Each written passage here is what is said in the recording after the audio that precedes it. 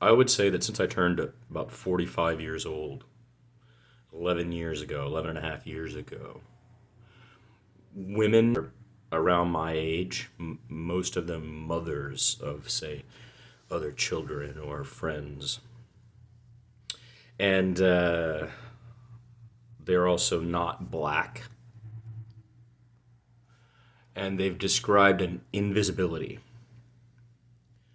I'm invisible, they've said, and I understand that very, very, very well. But when I hear it, I've been thinking about it.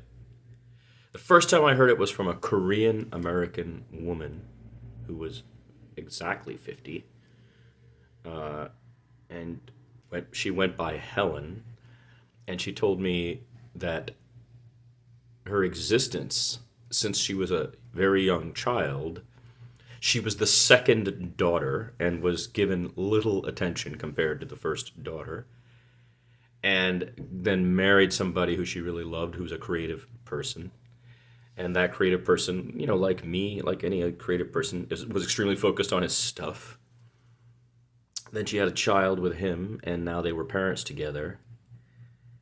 And she felt like now she was at a point in life where she couldn't believe how completely invisible she was to others just walking around.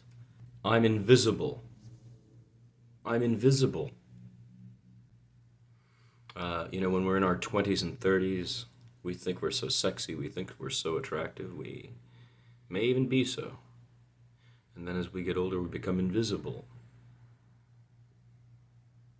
It wasn't even about whether she dolled herself up or made herself pretty or anything like that.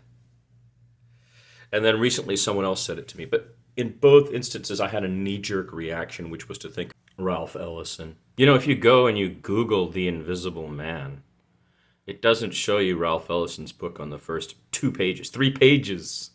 It's incredible.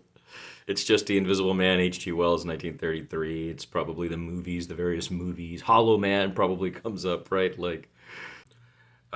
And to think of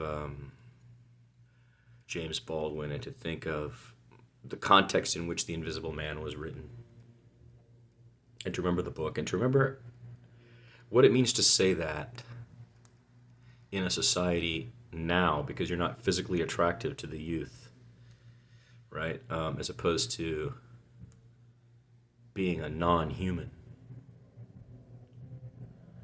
And all of this contributes to a kind of deep loneliness, I think, for many people. Now, I have a similar experience. There are several things about it that ring for me because my whole life, no one remembers my name or knows my name or learns my name. They see me and they may find me attractive, and they hear me and they may find me charismatic, which is cool. I guess I've made myself that now. When I'm most at peace, it's alone because I'm not having to make that. But anyway, I'm invisible until I open my mouth now. And even after I open my mouth, they're not going to remember me. So I think that that's right what the doctor said, that we have a crisis of loneliness here in the United States of America, lonesomeness. The family has broken apart. The friendships fall apart. People move so much and shift so much, and making new friends is difficult. And certainly after 9/11, I would say there's a general less ease with which people want to meet Karthik Tyagarajan. My name is Karthik Tyagarajan. If you can't say it, you can call me MT. You can call me MT. You can call me Karthik. Those are all options. I had instead only the opportunity to meet people and then use a handle they could use, and then join them, sign up for whatever they're doing in that time. And I did that until I got sick of it and broke the relationships over and over and over again, because by the time I came to the end of what Kartik could be for this person, I realized that they were never going to learn who I am. They were going to always want to tell me how to be an American and how to be more like that. They were never going to want to learn what it is to be Tamil, or to be from South India, or to be Brahmin, or to be studying Buddhism, or to care about Vedic consciousness, or to not believe in any of the things you believe in, which I simply don't. I don't believe that all men are created equal. When I say that to people in America, they get very upset. Then I bend down and I grab a spoonful of rocks or gravel, and I hold the gravel out and I say, are all those rocks equal?